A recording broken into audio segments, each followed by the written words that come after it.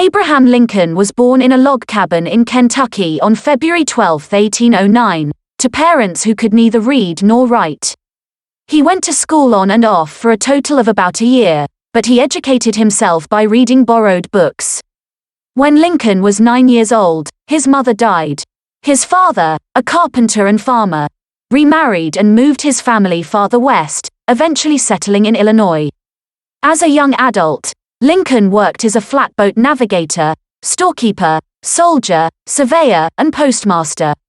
At age 25, he was elected to the local government in Springfield, Illinois.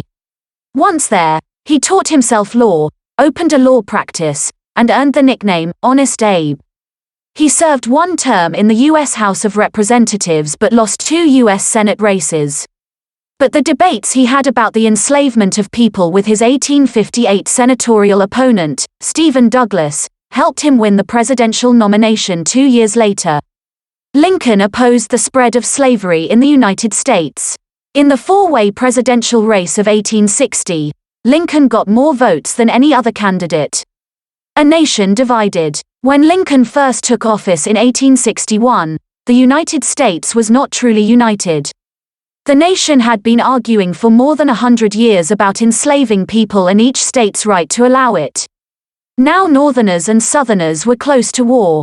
When he became president, Lincoln allowed the enslavement of people to continue in southern states, but he outlawed its spread to other existing states and states that might later join the Union.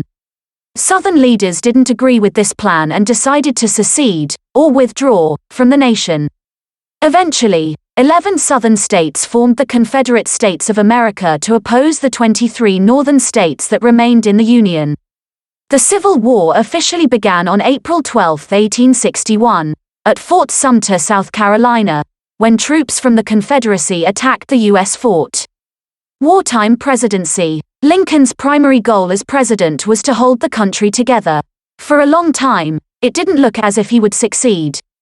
During the early years, the South was winning the war.